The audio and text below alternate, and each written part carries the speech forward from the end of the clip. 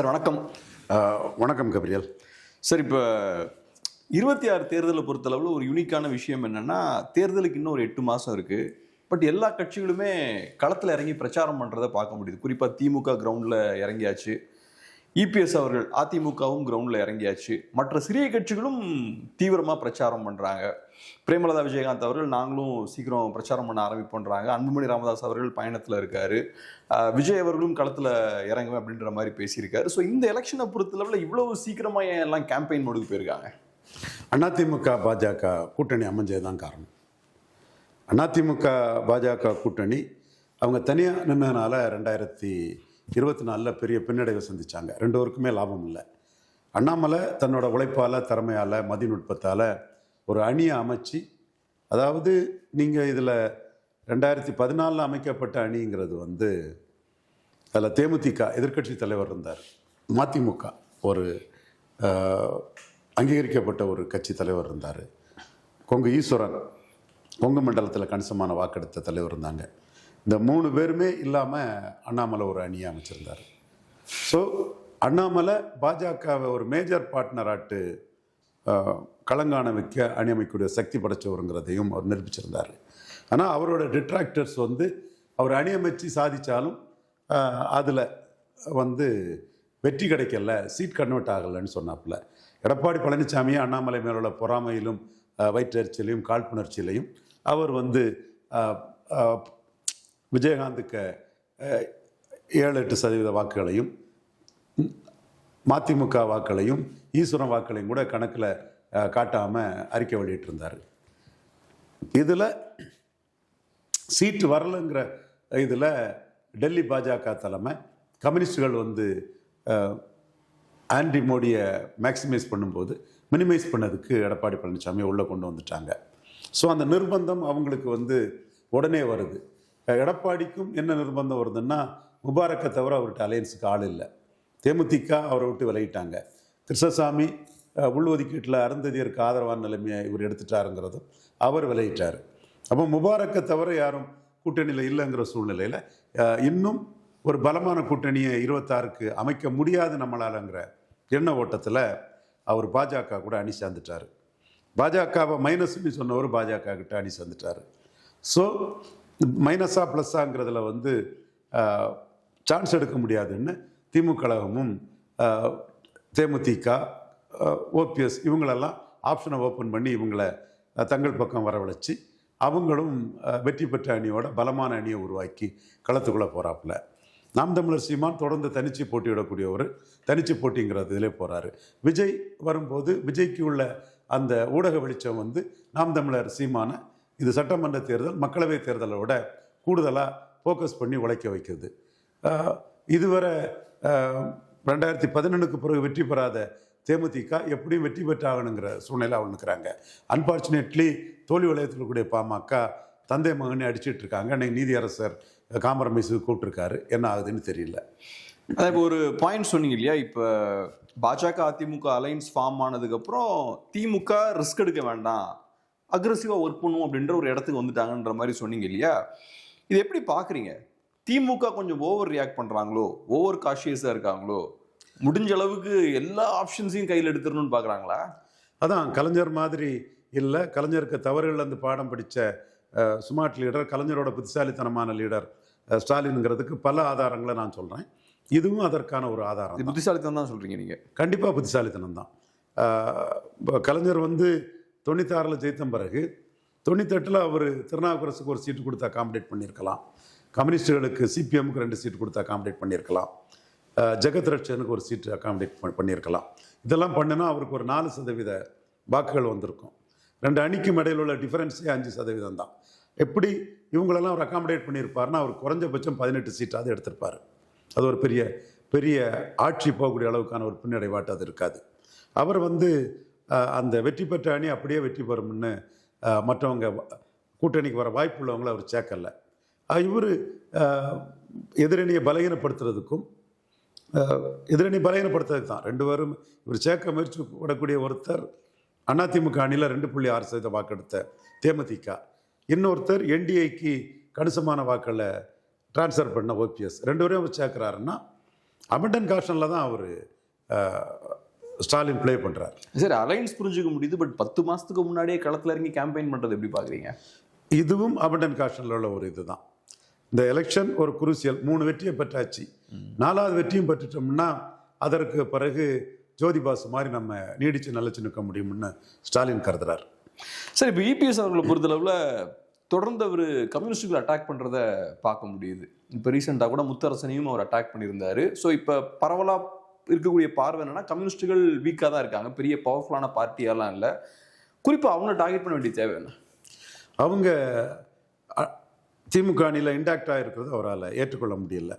அதனால் அவங்களுக்கு ஓட்டு இல்லைன்னு அவர் சார்ந்த ஓட்டர்ஸை கலைக்கிறதுக்கு அவர் அந்த அட்டாக்கை பண்ணுறாரு. அதுக்கு அவங்க பதில் அட்டாக்கு தெளிவாக பண்ணணும். நீங்கள் ஒரு நிலையற்ற கொள்கை கொண்டவர், நீங்கள் ஒரு சந்தர்ப்பவாத அரசியல்வாதி, இன்கன்சிஸ்டன்ட் பொலிட்டீஷியன், தேர்தலை கூட சந்திக்கிறதுக்கு அச்சப்படக்கூடியவர்னு திருப்பி அவங்க கடுமையாக தாக்குவாங்க நான் கருதுறேன்.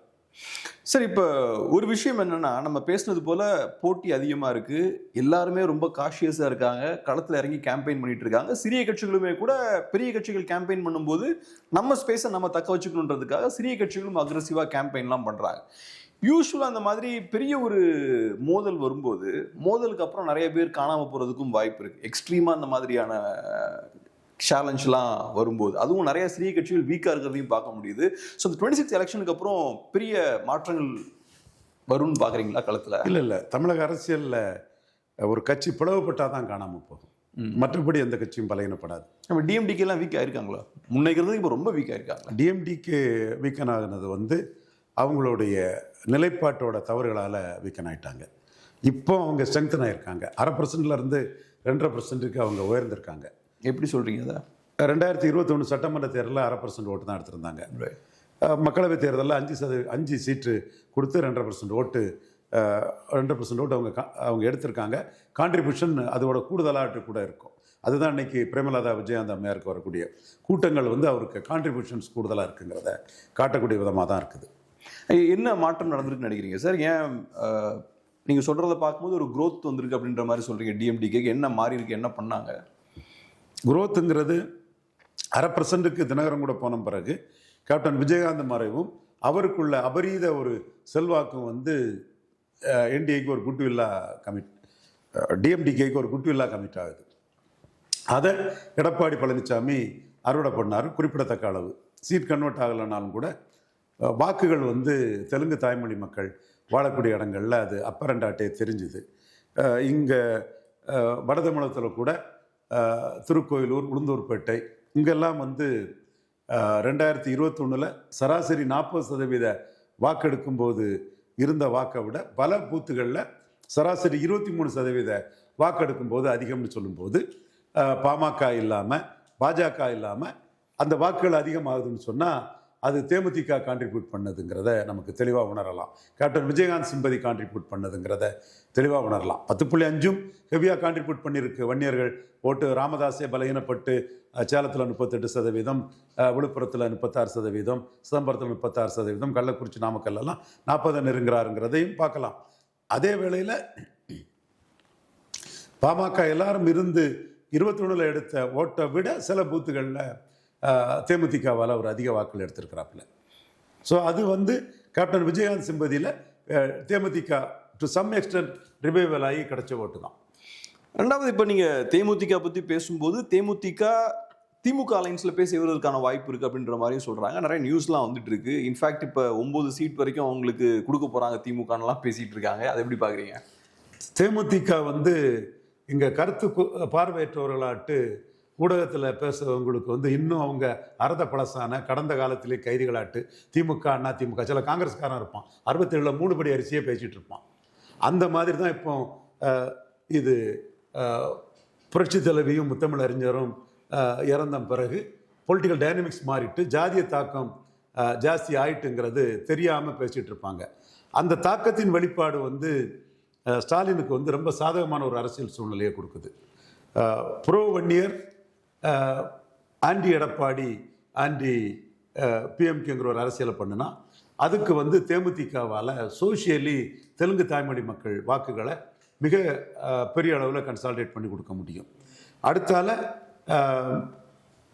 திமுக விசிக இது கூட தேமுதிகவும் சேர்ந்தா பரையர் சமூக வாக்கையும் பெரிய அளவு கன்சாலிடேட் பண்ணி உண்மைதானா உள்ள அகாமடேட் பண்ண ட்ரை பண்றாங்கன்றது? கண்டிப்பா அகாமடேட் பண்றாங்க, அதுல எந்த மாற்றமும் இல்லை.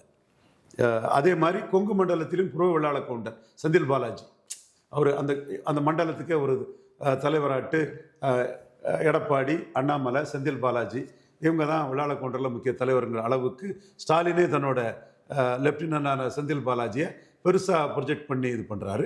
செந்தில் பாலாஜி, முத்துசாமி, வெள்ளக்கோயில் சாமிநாதன், சக்கரபாணி, ஒட்டஞ்சத்திரம் சக்கரபாணி இவங்களெல்லாம் வச்சு ஒரு புரோ வெள்ளாள கவுண்டர் பண்ணக்கூடிய மு.க. ஸ்டாலினுக்கு தேமுதிக கூட்டணி மூலமாக போயர், ஒட்டர், தென் அருந்ததியர், புறமொழி பேசக்கூடிய மக்களும் விஜயகாந்த் மேலே உள்ள சிம்பதி கொண்ட அனைத்து ஜாதி பாமரர்கள் ஓட்டும் கிடைக்கும். குறிப்பாக அந்த மண்டலத்தில் நாயுடு இவங்களோட ஒரு கன்சால்டேஷனுக்கு வந்து ஏற்கனவே கம்ஃபர்டபுளாக இருக்கிறாங்க. சோஷியலி இந்த கன்சால்டேஷனும் அவங்களுக்கு கிடைக்கும் போது 50% வாக்கெல்லாம் ஈஸியாக எடுத்துகிட்டு போயிடலாம். இதோட விளைவு தான் இடைத்தேர்தல்னாலும் கூட 23% ரெட்டேல வாக்கு விக்கிரவாண்டியில் உதயசூரியனுக்கு வந்து, அதே மாதிரி 70-75% வாக்கு ஸ்டாலினால் வந்து ஈரோடு கிழக்கில் உதயசூரியனுக்கு போக முடிஞ்சது. ஸோ அந்த ப்ராசஸ் தெரியுது. வன்னியர்களில் 100 வன்னியருக்கு ஒரு 25-30 வன்னியர், இதர ஜாதிகளில் 100 பேருக்கு 50-70ன்னு ஹெவியான ஓட்டு. அதே மாதிரி வெள்ளாள கவுண்டரில் 100 வெள்ளாள கவுண்டரில் ஒரு 25-30 வெள்ளாள கவுண்டர். மற்ற இதர ஜாதிகளில் கொங்கு நாடார்கள், முதலியார்கள், செங்குந்தர்கள், முஸ்லீம், கிறிஸ்தவர்கள் இவங்களில் வந்து ஹெவி கன்சால்டேஷன் அபோவ் 50% ஓட்டு. ஸோ இது வின்னிங் காம்பினேஷனை திமுகவுக்கு கொடுக்குது. இதில் மேலும் அதை ஸ்ட்ரெங்தன் பண்ணுறதுக்கு தேமுதிக வட தமிழகத்திலும் மேற்கு தமிழகத்திலும் உதவுது. இது வந்து சோஷியலி அந்த நெசிட்டி வருது. நீங்கள் பொலிட்டிக்கலாக இதை வந்து 1/2% தானே 2024 எடுத்த கட்சின்னு 4 பேர் சொல்லலாம். கேப்டன் விஜயகாந்த் மரணத்துக்கு பிறகு சிம்பதியில் பாராளுமன்றத்தில் 2.6% எடுத்துட்டாங்கன்னு சொல்லலாம். அதையும் தாண்டி இந்த சோஷியல் நெசிட்டி வந்து திமுகவுக்கு வந்து பெரிய ஒரு லாபத்தை கொடுக்குது.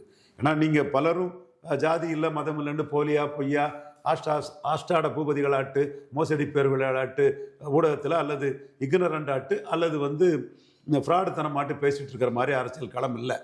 நீங்கள் சொல்கிற இந்த விஷயத்தெல்லாம் எம்டிஎம்கேனால பண்ண முடியாதா திமுகவுக்கு? அடிஷ்னலாக தேமுதிக இருக்கிறது வந்து கூடுதல் பலம், கூடுதலாக அட்டவணை பிரிவு சமூக மக்கள் மட்டும் பாமர மக்கள் ஓட்டையும் அது கொண்டு வரும். ஃபார் எக்ஸாம்பிள் அரசியல் வியாபாரம், அக்குமுலேட்டிங் பவர் அமாசிங் வெல்த் தான் modern politics. Accumulating power amassing wealth தான் மாடர்ன் பொலிட்டிக்ஸ். ஓப்பனாக இதில் சொல்கிறதுக்கு என்ன இருக்குது? அப்படி தான் மாடர்ன் பொலிட்டிக்ஸ் போயிட்டு இருக்குது. அப்போ இந்த இடத்துக்குள்ள பவர் வேணும். பவருக்கு வந்து நீங்கள் 2001ஆம் ஆண்டு ஜெயலலிதா மேட்ட நான் ஒரு டிராப்ட் கொடுத்தேன். நீங்கள் வந்து மூப்பனார் ப்ளஸ் திருமாவளவனே ஜெயிக்கலாம், நீங்கள் வந்து 42% வாக்கு வந்துட்டீங்க. இது வட தமிழகத்தில் 44 இருக்குது. வட தமிழகத்தில் மூப்பனார் ப்ளஸ் திருமாவளவன் 8-10 வாக்கு வரை வருது. அப்போ 44-10 54% வாக்கு நீங்கள் வட தமிழகத்தில் எடுத்துட முடியும். ஸோ வட தமிழகம் உங்களுக்கு கம்ஃபர்டபுளாக இருக்குது. ஜெயலலிதா அதிமுக அணி ப்ளஸ் ஐயா மூப்பனார் ப்ளஸ் சகோதரர் தொல் திருமானாலே வெற்றி பெற முடியும்னு நான் ரிப்போர்ட்டை கொடுத்தேன். சுரேஷ் நம்பாத் அவங்க கூட அன்னைக்கு கொஞ்சம் ரப்போவில் இருந்தார். அவர் என்கிட்ட கூப்பிட்டு நீங்கள் அதிமுகவில் சேர்றீங்களா, அம்மா உங்களோட இன்டெலிஜென்ஸ் எல்லாம் பாராட்டுறாங்க அது இதுன்னு சொல்லி என்கிட்ட இது கேட்டார். நான் அந்த டீட்டெயில்ஸ் மூலமாக எனக்கு வந்து ராமதாஸை தோக்கடிக்க விரும்புகிறேங்கிறத மட்டும் நான் சொன்னேன். பட் சேர்றீங்கன்னு கேட்டதுக்கு நன்றின்னு சொல்லிக்கிட்டு இதுதான் முக்கியம்னு நான் தெளிவாக இருந்தேன். ஆனால் ஜெயலலிதா என்ன பண்ணாங்க? Moopanar plus Thirumavalavan, okay, Moopanar plus ராமதாஸ்னா எப்படி இருக்கும்? அப்போ ராமதாஸும் கலைஞரும் சேர்ந்து நின்னா 50 தொகுதியில் கண்டிப்பாக வட தமிழகத்தில் ஜெயிப்பாங்க. அப்போ அந்த 50 தொகுதியிலையும் அவங்க தோக்கடிக்கணும்னா வியாபாரமாக பாருங்கள், இதை ஒரு வியாபாரமாக எடுத்துக்கிட்டு ராமதாஸுக்கு 27 சீட்டு கொடுத்துட்டா அந்த 50 தொகுதியில் ராமதாஸுக்கு 20 தொகுதி போகும்.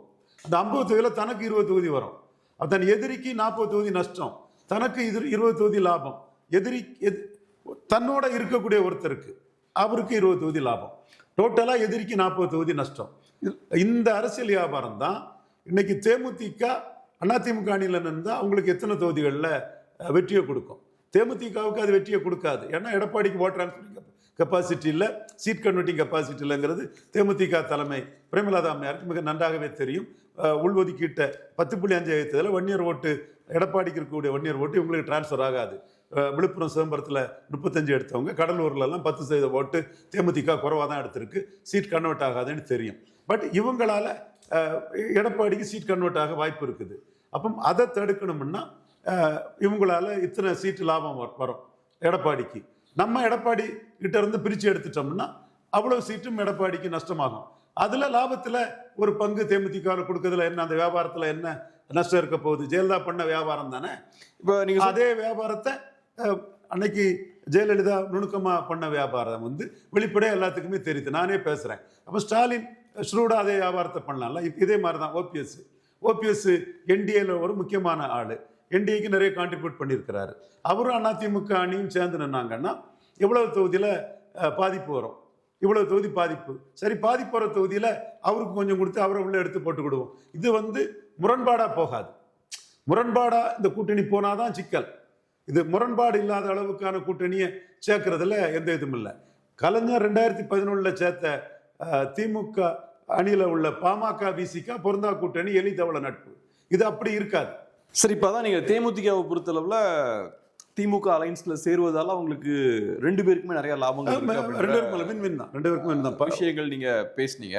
பட் இதுல இன்னொரு பாயிண்ட் என்னன்னா, டிஎம்கே அலைன்ஸோட ஃபவுண்டேஷனே பாஜக எதிர்ப்பு அப்படின்ற ஒரு விஷயம் தான். ஸோ அங்கே இருக்கக்கூடிய மற்ற எல்லா கட்சிகளுமே பாஜக எதிர்ப்பு அப்படின்ற புள்ளியில் ரொம்ப ஸ்ட்ராங்காக இருக்காங்க.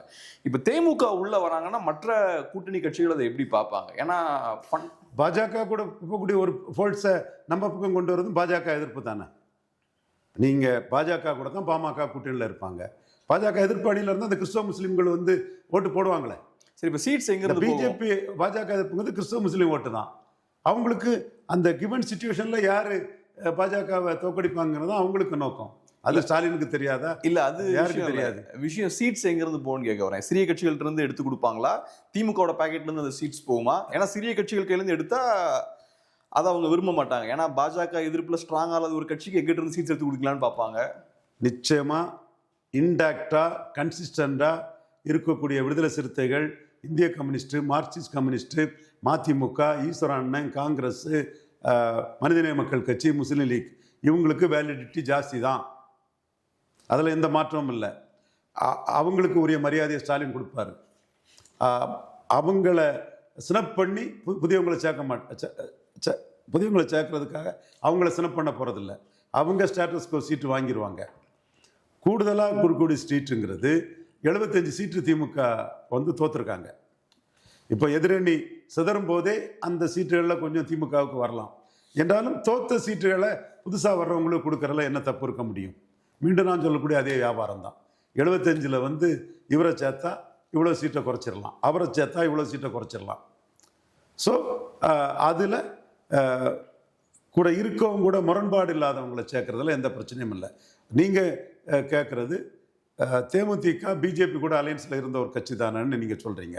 ஓபிஎஸ் பிஜேபி கூட இருந்தவர் தானே சொல்கிறீங்க. ஆனால் தேமுதிக என்ன நினைக்கிறாங்க? சட்டமன்ற தேர்தல்னா தமிழ்நாட்டில் பிஜேபி என்னன்னு நினைக்கிறாங்க. அப்போ பிஜேபியை அசாண்டட் மதிக்காத ஒரு கட்சி உங்களை மதித்து வருது. பன்னீர்செல்வம் பிரைம் மினிஸ்டராலே அந்த அப்பாயின்மெண்ட்டே இல்லாதது. ஸோ அப்போ அவர் பிஎம் நம்ம ஆளுன்னு நினச்சிட்டு இருக்கிறதே தவறுங்கிறத அந்த இடத்துக்குள்ளே அவர் உணர்றாரு, லெட்டர் போடுறாரு. அது பண்ணும் அவருக்கு இது இல்லைன்னு சொல்லும்போது பல விஷயங்களை கனெக்ட் பண்ணி பார்க்குறாரு. அப்போ திமுக ஆப்ஷன் நமக்கு நல்லதான்னு திமுகவையும் ஒரு ஆப்ஷனாக எடுக்கிறாரு. அவரை அரவணைக்கிறது திமுகவுக்கு லாபம் தான். அடுத்து சொல்லப்படுற இன்னொரு விஷயம் என்னன்னா, எம்டிஎம்கே பாஜகவை நெருங்குற மாதிரியும் நிறைய நியூஸ் வருது. குறிப்பாக துரை வைகோ அவர்கள், அதாவது திமுக தொடர்பாக வர்றதெல்லாம் டாங்கிபிளா காங்கிரீட்டாக வரும். ஸ்டாலினுக்கு எதிராக வர்றதெல்லாம் வயிற்றெரிச்சல், பொச்சரிப்பு, பொறாமை, காய்ச்சல் கொண்ட ஒரு 13 பேர் வெறுமனே நம்ம ரீல் விடுறோம், தப்பு சொல்கிறோம், நமக்கு ஒரு அக்கௌண்டபிலிட்டி இருக்குது, கிரெடிபிலிட்டி இருக்குன்னு கூட கொஞ்சம் கூட லட்சம் இல்லாதவன் பேசுகிற தகவல்கள். அந்த மாதிரிப்பட்ட தகவல்களில் ஒன்றா தான் இதை நான் பார்க்குறேன். என்டியூரன்ஸ் ஈஸியாக வெர்ச்சுவன் பொலிட்டிக்ஸுங்கிறத ரொம்ப தெரிஞ்ச ஒரு சகோதரர் துரை வைகோ. பொறுமையாக இருக்கிறது அரசியலில் சிறப்புங்கிறது அவருக்கு தெரியும். இப்போ திமுக விட்டுட்டு வெளியே போகிறதுல அவருக்கு எந்த ஒரு கெயினும் இல்லை. அது பாறைக்கூட மோதுறதுங்கன்னு அவங்களுக்கு தெரியும். வெற்றி கூட்டணியில் ஒரு காம்பினேஷன் கமிஸ்டில் இருக்கக்கூடிய இடத்துல இருந்து வெளியே போகிறது தண்ணியிலேருந்து தரையில் விழுந்த மீன் மாதிரிங்கிறது துரை வைகோவுக்கு தெரியும். அதனால தான் பிரேமலதா அம்மையார் பார்த்த அடுத்த நாளே அண்ணன் வைகோ போய் பார்த்தாரு. துரை வைகோ உதயநிதி ஸ்டாலினை பார்த்தாரு.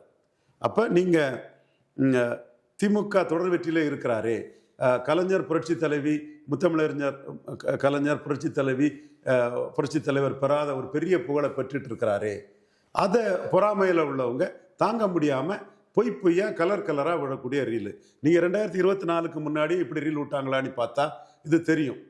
அதற்காக ஸ்டாலின் ஆதரித்து பேச வேண்டிய அவசியம் எனக்கும் இல்லை. சிஏஏ எதிர்ப்புன்னு உதயநிதி ஸ்டாலின் சொல்லும்போது நீங்கள்லாம் உங்கள் தாத்தா வந்தாலும் சிஏஏ ஒன்றும் பண்ண முடியாதுன்னு சொன்னேன். அதே சிஏ தான் இருக்குது. எங்கன்னா ரஜினிகாந்துக்கு எதிராக தான் உதயநிதி ஸ்டாலின் அன்னைக்கு சொன்னார். அப்போ நாம் அந்த கருத்தை தான் சொன்னோம். நீங்களாம் உங்கள் தாத்தா வந்தாலும் சிஏ ஒன்றும் பண்ண முடியாது மிஸ்டர் உதயநிதி ஸ்டாலின்ங்கிற கருத்தை தான் நம்ம சொன்னோம். இன்றைக்கும் CA is very much in existence. CA இருக்குது, யாரும் எதுவும் பண்ண முடியல சிஏஏ. பட் ஸ்டாலினுக்கு உயரம் பெருசு, ஸ்டாலினுக்கு ஸ்டேச்சர் ஜோதி பாசு மாதிரி இருக்கிறாரு, ஸ்டாலினுக்கு வெற்றிகள் பெருசு. அந்த வெற்றிகளை ஜீரணிக்க முடியாதவங்க பலதும் சொல்லிட்டு இருக்காங்க. நீங்கள் அப்படி சொல்லக்கூடியவங்களெல்லாம் ஒரு 5-6 வருஷமாக என்ன சொன்னீங்கன்னு அந்த ஒரு டேபிள் போட்டு பார்த்தா அவன் ஸ்டாலினை பற்றி பேசுனது எல்லாமே தப்பாக இருக்கும், பொய்யா இருக்கும். சார், இப்போ அடுத்து பாக்கி இருக்கிறது பிஎம்கே மட்டும்தான். ஸோ பிஎம்கே எந்த சைடு போவாங்கன்னு பார்க்குறீங்க? பிஎம்கே அகாமடேட் பண்ணிடுவாங்களா? பிஎம்கே அகாமடேட் பண்ண மாட்டாங்க. ஓகே, அதில் சிக்கல் இருக்குது. அது 2011 விடுதலை சிறுத்தைகளையும் பாமகவும் சேர்க்கும்போது கேகேஆர் சரவணபவன் ஹோட்டல்லாம் நான், என் தம்பி சரவணன், என் தம்பி கண்ணன் எல்லாம் சாப்பிட்டுட்டு இருக்கும்போது தொல் திருமாவளவன் வந்தார். அப்போ பொருந்தா கூட்டணி ஆயிரும், ஒரு சீட்டு மட்டும் வேணா ஜெயிக்கலாம், மற்ற எல்லா சீட்டும் காலி ஆயிரும்னு சகோதரர் தொல் திருமாட்ட சொன்னேன். அப்போ அவரே சொன்னார், அப்படி தானே இருக்குது, பொருந்தா கூட்டணியாக தான் இருக்குது, கம்பத்தை வெட்டுறாங்க அது இதுன்னு சொல்லிட்டு ஒரு வன்னியரை கேண்டிடேட் போட்டு தான் எனக்கு அப்பீஸ் பண்ணி ஆகணும், பாலாஜின்னு ஒரு வன்னியரை போட்டிருக்கேன், உங்கள் தம்பி கலைக்கு சிக்கெட்டு தர முடியலை, என்னோட பொசிஷன் கட்சி இதுன்னு திருமாவளவன் சொன்னது நியாயமாக தான் தோணுச்சு எனக்கு. இவர் உழைச்சிருக்கலாம் கட்சிக்கு, பட் அவர் சொன்னது கம்பல்ஷனில் வன்னியருக்கு டிக்கெட் கொடுக்க வேண்டியிருக்குன்னு சொன்னார். அப்படி வன்னியருக்கு டிக்கெட் கொடுத்தும் திருமாவளவனுக்கு சீட்டு அவ்வளோ வாஷ் அவுட்டு. ஏன்னா அது ஒரு பொருந்தா கூட்டணியாக போயிட்டு. இப்பவும் டாக்டர் ராமதாஸுக்கு திமுக கூட்டணி மேலே ஒரு ஆர்வம் இருக்குது, இல்லைன்னு சொல்ல முடியாது. ஏன்னா ஸ்டாலின் கொடுக்குறதெல்லாம் எம்எல்ஏ போஸ்ட்டுங்கிற லெவல் இருக்குது. ஆனால் பிரேமலதாவையும் ஓபிஎஸ்ஸையும் நேரில் சந்தித்த முக ஸ்டாலின் டாக்டர் ஐயாவுக்கு அவர் ஃபோனில் நல்லா விசாரித்ததை நம்ம பார்த்தோம். ஸோ அதில் ஸ்டாலின் இஸ் சர்க்கம்ஸ்பெக்டிங் ஹிஸ் மூவ்ஸ். 2011 சம்பவம் அந்த மாதிரி ஒரு இது ஆயிடக்கூடாதுங்கிறத பார்க்குறாரு. இன்னொன்று, தொடர்ந்து தன்னோட லாயலாட்டு எல்லா தளங்கள்லையும் இருக்கக்கூடிய எல்லா கூட்டணியிலையும் எல்லா தேர்தல்களையும் கூட்டணியாக இருக்கக்கூடிய திருமாவளவனுக்கு உரிய மரியாதை கொடுக்கும்னு நினைக்கிறார். ஸோ பிஎம்கே எனிவே பாமகவில் ஒரு ஃபேக்ஷன் வந்துன்னா கூட திருமாவளவன் இவங்களோட ஒரு கன்கரன்ஸோட தான் ஸ்டாலின் எடுப்பாங்க. ஸோ பிஎம்கேவை பொறுத்தளவில் கண்டிப்பாக அதிமுகவில் போய் சேருவாங்கன்றீங்க. ஏன் 10.5 மையமாக வச்சு களத்துக்குள்ளே நின்னா என்ன? 10.5 எடப்பாடி பழனிசாமி நம்பகத்தன்மையற்றவராட்டு மாறி மாறி பேசுகிறாரு. முதல்ல ஜாதிவாரி கணக்கெடுப்பு வேணும்னு தீர்மானம் போட்டார். அப்போ ஜாதிவாரி கணக்கெடுப்பு விரும்பக்கூடிய கட்சிகளெல்லாம் கூட்டணியில் சேர்த்துக்கலான்னு அவர் நினச்சிருக்கலாம். பாஜகவுக்கு எதிராக கூட அன்றைக்கி அந்த தீர்மானத்தை போட்டுக்கலாம். அப்புறம் பாஜக கூட வராரு. பாஜக கூட வந்த பிறகு டூர் போவதில் ஜெயங்கொண்டம் அவர் 42% வாக்கெடுத்து திருமாவளவனை விட அதிமுக ரெட்டல அதிக வாக்கெடுத்த இடம் ஜெயங்கொண்டம். அங்கே அதிமுகவுக்கு பாமக வாக்கே வந்திருக்குது. அந்த இடத்துக்குள்ளே பேசும்போது அவர் சொல்கிறாரு, பாமக என்டிஏல இருக்கு, அப்போ பிரிஞ்சு தான் இருக்காங்க, என்டிஏ நம்ம கூட இருக்கனால பாமக நம்ம கூட கூட்டணிக்கு வருவாங்கன்னு சொல்கிறாப்புல. அப்போ உச்சக்கட்ட கைத்தட்டெல்லாம் அங்கே பார்க்குறாரு. அடுத்து கடலூர் வராரு. கடலூரில் வரும்போது மக்கள் தலைவர் எம்ஜிஆர் வாழ்க, புரட்சி தலைவி ஜெயலலிதா வாழ்க, ரெட்டையிலை என்று வெற்றி சின்னம்லாம் எவனும் போடலை. அந்த வீடியோ எடுத்து பார்த்தா தெரியும். 10.5 வந்த வன்னியர் கூட்டம் ஆர்ப்பரிக்குது. ஆர்ப்பரிச்சதான் இவர் என்ன சொல்லலாம்னா, நான் தானே தந்தேன், நான் தருவேங்கிறார். அதற்கு பிறகு அவர் திருச்சியில் போகும்போது முத்திரையர்கள் வந்து நிற்கும்போது, கலர்கள் வந்து நிற்கும்போது, முத்திரையர்களின் 28 பிரிவுகளில் ஒன்றான வலையர் போன்றவர்களெல்லாம் வந்து எம்பிசிங்கிற லெவலில் இருக்கும்போது அவர் சிவபதி அவர் பக்கத்தில் நிற்கிறதுனாலையும் பிசி கள்ளர் காமராஜ் மற்ற எம்பிசி பிரமலை கள்ளருக்கும் எம்பிசி கொண்டைங்கோட்டை மறவர்களுக்கும் கள்ளர் அகமுடையாரும் உறுதியாக நிற்கிறாங்க. அவங்க அப்படி இருக்கக்கூடிய சூழ்நிலையில் நம்ம ஜாதிவாரி கணக்கெடுப்பு நடத்தின பிறகு மோடி எல்லாம் நடத்தி முடிச்சும் பிறகு தான் இடஒதுக்கீட்டில் முடிவு செய்ய முடியும்னு ஒரு கருத்தை சொல்கிறாரு. அப்போ 10.5 கடலூரில் சொன்னவர் திருச்சியில் மாறிட்டார். 10.5 தான் வன்னியருக்கு சென்டிமெண்ட். அது 10.5 வன்னியருக்கு லாபமா நஷ்டமாங்கிறதெல்லாம் இல்லை. அது தனக்கு ஒரு பெரிய ப்ரைடாக நினைக்கிறான் வன்னியர். ஒரு ப்ரைடாக நினைக்கிறான். எப்படின்னா வேற எந்த ஜாதிக்கும் ஒரு தனி ஒதுக்கீடு வாங்க முடியாது, வன்னியனால் வாங்க முடியும், வன்னியர் குல சத்திரியர்களால் வாங்க முடியும், வன்னியர் குல சத்திரியர்களால் இதை சாதிக்க முடியும். தமிழ் மண்ணில் தனி ஒதுக்கீடுங்கிறது வன்னியர் குல சத்திரியர்களுக்கு மட்டுமே சாத்தியம்னு அவங்க நினைக்கிறாப்புல. அப்போ அதை மையமாக வச்சு அரசியல் களமாடும் போது இன்னைக்கோ நாளைக்கோ ஒரு கட்சி வந்து அதை ஏற்றுக்கிட்டு தான் தீரணும். ஏன் எடப்பாடி ஏற்றுக்கிட்டாரு? மக்களவை தேர்தலில் எடப்பாடி செக்மெண்ட்டுக்குள்ளே 8000 ஓட்டு அவருக்கு டவுனு. ஸோ அவர் எம்எல்ஏ ஆகணும்னா வன்னியர்களுக்கு உள்ள கோரிக்கை நிறைவேற்றணும் தான். ஒரு கையில் 23%, ஒரு கையில் 10.5 அவருக்கு கொடுத்தாரு. இப்போ அன்புமணி ஏன் 10.5 மையமாக வச்சு டாக்டர் ராமதாஸ் ஆசியோட ஏன் தனிச்சு போகக்கூடாது? இல்லை எடப்பாடி கூட்டணிலையும் அதிமுக கூட்டணியும் என்ன லாபத்தை பார்த்துட்டாங்க? 2009 அதிமுக கூட்டணி வச்சாங்க. நாம தான் விஜயகாந்தை காட்டி கலைஞரை மிரட்டி கருத்தியல் ரீதியாக அரசியல் ரீதியாக மிரட்டி விஜயகாந்தும் ஜெயலலிதாவும் சேர்ந்தா அவங்களுக்கு தலையே பேருன்னு, தலை பேருன்னா 40 சீட்டும் பேருன்னு சொல்லி ஜெயலலிதாவும் ராமதாஸும் சேர்ந்தா விரல் அல்லது ஒரு கை தான் போகுமேன்னு சொல்லும்போது ராமதாஸை ஜெயலலிதா மடியில் கட்டிட்டாரு டாக்டர் கலைஞர். அப்போ அவ்வளோ சீட்டும் பாமக அவுட் இல்லை. திமுக அதிமுக வந்து பாமக சப்போர்ட்டில் தென்சென்னை, திருவள்ளூர், விழுப்புரம், மயிலாடுதுறை, திருப்பூர், அந்தியூர் பவானி வன்னியர் ஓட்டு, சேலம் செம்மல அண்ணன், இவங்க எல்லாருமே ஜெயித்தாங்க. ஆனால் பாமக 2 லட்சம் 1.5 லட்சம் பெரிய ஓட்டு வித்தியாசத்துல எல்லாம் தோத்துது. அப்போ ஜெயலலிதாவாலேயே வன்னியர் ஓட்டை பாமகவுக்கு டிரான்ஸ்ஃபர் பண்ண முடியல. அது பிறகு திரும்ப வில்பவரோட பெரிய சக்தின்னு நிரூபிச்சுக்கிட்டு 2019 டாக்டர் ஐயா பெரிய வில்பவர் உள்ள ஒரு தலைவர் பெரிய லெவலில் டாக்டர் ஐயா அதை சாதிச்சார். 2019 மீண்டும் அன்புமணிக்கு எண்ண ஓட்டத்துக்கு எதிராக இந்த இடத்துல தப்பு பண்ணது டாக்டர் ஐயா, அன்புமணி இல்லை. அந்த ஸ்டில்லை எடுத்து பார்த்தீங்கன்னா பரிதாபமாக முகம் வாடி போய் நிற்பார் அன்புமணி. டயர் நிற்கலாம் சொல்லிக்கிட்டு இவங்கள்ட்ட போய் நிற்கணுமேங்கிறதுல அவருக்கு மன வருத்தத்தோடு இருப்பார். இது தேராதுங்கிற எண்ண ஓட்டத்தில் தான் அவர் நிற்பார். அந்த கூட்டணி போகும்போதும் கூட இது அரூர் வெள்ளாள கவுண்டர்கள் அன்புமணியை தோக்கடிச்சு விட்டுட்டாங்களே, ஒரு சீட்டு கூட ஜெயிக்கலையே, அவ்வளவு சீரோ இல்லை. அப்போ நான் சொன்னேன் சீரோ ஆகும்னு சொன்னேன். அதே மாதிரி 2021 23 சீட்டு கொடுத்து 10.5 கொடுத்ததுனால ஒரு வன்னியர் கன்சால்டேஷனும் கொஞ்சம் கொங்கு வேளாளர் சப்போர்ட்லையும் சேலம் தருமபுரியில் 4 சீட்டு ஜெயித்தாங்க. அதை தாண்டி மீதி 19 ஒரு மயிலம் மட்டும்தானே ஜெயித்தாங்க. இப்போ விக்கிரவாண்டி இடைத்தேர்தல் அதிமுக கண்டஸ்ட் பண்ணலை, 36% வாக்குகள், 23% நான் வன்னியர் வாக்குகள் வந்து ரெட்டையில வாக்குகள் உதயசூரியனுக்கு போயிட்ட. இங்கே கருத்து பார்வையற்றவர்கள் ஊடகத்தில் வந்து பேசுவான், ரெட்டையில வாக்கு ஒரு நாள் உதயசூரியனுக்கு போகாது, ரெட்டையில வாக்கு ஒரு நாள் உதயசூரியன் போகாது. என்ன தெரியும், என்ன டேட்டாமெண்ட் இருக்குது, எதை பற்றியும் கவலைப்பட மாட்டான். கண்ணை மூடிட்டு இப்படி ஒரு சம்பவம் நடந்த பிறகும் கூட பேசிகிட்டு இருப்பாப்புல. ஏன் 2009 பாமக வாஷ் அவுட் ஆகி அதிமுக ஜெயலலிதா ஒரு 6-7 தொகுதியில் ஜெயித்தது எக்ஸாம்பிள் தான், இதுவும் எக்ஸாம்பிள் தான். ஸோ இந்த சூழ்நிலையில் தேமுதிகவும் திமுக அணிக்கு பெய்யாச்சு. அப்போ எடப்பாடி ஓட் டிரான்ஸ்ஃபரிங் கெப்பாசிட்டி இல்லாத, சீட் கன்வெர்ட்டிங் கெப்பாசிட்டி இல்லாத எடப்பாடி பழனிசாமி 35 சீட்டும் ராஜ்யசபாவும் கொடுத்தா ராஜ்யசபா மட்டும்தானே லாபம். 35 சீட்டில் சேலம் தருமபுரியை சேர்ந்த 2-3 சீட்டு கூட அன்புமணி ஜெயிக்க முடியாது. இது பண்ருட்டி ராமச்சந்திர அண்ணன் போன்றவர்களுக்கெல்லாம், அண்ணன் பண்ருட்டியார் போன்றவங்களுக்கெல்லாம் டீப்பாக இதை அனலைஸ் பண்ணி பார்க்கும்போது அண்ணன் பண்ருட்டியாருக்கு மைக்ரோவா தெளிவா தெரியும். முடிச்சிடறேன் சார். இப்போ என்னன்னா, இப்போ நீங்க வந்து மற்ற கட்சிகளெல்லாம் பத்தி பேசும்போது இந்த கட்சிக்கு லாபம் இருக்கு, இந்த முடிவு எடுக்கிறாங்கன்னு சொல்றீங்க. இப்ப பிஎம்கே தனியா போறாங்கன்னா அவங்களுக்கு என்ன லாபம் இருக்கு? ஏன்னா ஏற்கனவே அவங்க தனியா போய் கம்ப்ளீட்டா வாஷ் அவுட் ஆயிருக்காங்க. 2024லயும் அவங்க தோத்துருக்காங்க. தனியா இப்ப போனாங்கன்னா என்னன்னா, ஒரு சைட்ல சீமான் தனியா கண்டெஸ்ட் பண்றாரு, விஜய் தனியா கண்டெஸ்ட் பண்றாரு, ஏடிஎம்கே பாஜக அலையன்ஸ் இருக்கு, டிஎம்கே இருக்கு, 5 முனை போட்டியா இருக்கும். இவங்க எல்லாரையும் மீறி ஒரு ஸ்பேஸ் அவங்க கேப்சர் பண்ண வேண்டியிருக்கும். ஏடிஎம்கேட சேர்ந்து போனா தோப்பாங்கன்னே வச்சுப்போமே நீங்க சொன்ன மாதிரி. பட் ஏதோ கொஞ்சம் ஓட்ஸ் அங்க டிரான்ஸ்ஃபர் ஆகும், அவங்களுக்கு ஒரு பேஸ் இருக்கு, ஜெயிக்கிறதுக்கான வாய்ப்பு இருக்கு அப்படின்ற தோற்றத்தை ஏற்படுத்த முடியும்.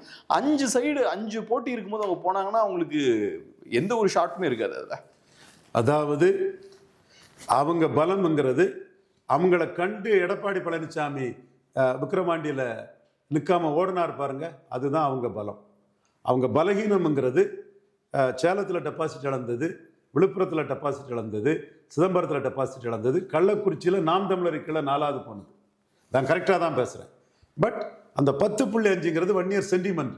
அதை அன்புமணி எடுத்தாருன்னா அது எடப்பாடியை வாஷ் அவுட் பண்ணவும் செய்திடும், எடப்பாடியை காலி பண்ணவும் செய்யும். ஆனால் இதில் இவங்களுக்கு என்ன லாபம், பிஎம்டிக்கு என்ன லாபம்? நாளைக்குள்ள சூழ்நிலையில் பைப்போலர் பொலிட்டிக்ஸ் ஒழிஞ்சதுன்னா அன்புமணியை நாளைக்கு தமிழ்நாட்டின் முதல்வராட்டு தேவ குமாரசாமி கவுடா இவங்கெல்லாம் வரப்பட்ட ஒரு சூழ்நிலை வரும். அது இல்லாமல் அதிமுகவில் போய் சேர்ந்து தோல்வி தான் கிடைக்கும். ஏன்னா எடப்பாடிக்கு ஓட் டிரான்ஸ்ஃபரிங் கெப்பாசிட்டி இல்லை, அதுவும் வன்னியர் கட்சியாக இருக்குது. இவங்க வன்னியர்களுக்குள்ள 10.5க்கு போராடக்கூடிய கட்சியாக இருக்காங்க. மற்ற ஜாதி ஓட்டுகள் வந்து 2009, 19 நீங்கள்லாம் பார்த்துட்டீங்க. அப்போ இந்த சூழல் வரும்போது, சீட்டெல்லாம் அடிபடும் போது, மீண்டும் ஒரு தோல்வியை பாமக சந்திக்கும் போது சி.வி. சண்முகம் பெரிய தலைவர் ஆயிடுவார், கே.பி. முனுசாமி பெரிய தலைவர் ஆயிடுவார், வீரமணி பெரிய தலைவர் ஆயிடுவார், அன்பழகம் பெரிய தலைவர் ஆயிடுவார், எடப்பாடி பழனிசாமி வன்னியர்களின் பெருந்தலைவர் ஆயிடுவார். அப்புறம் 2029 பாமகவோட நிலைமை வந்து சிக்கலாகும்.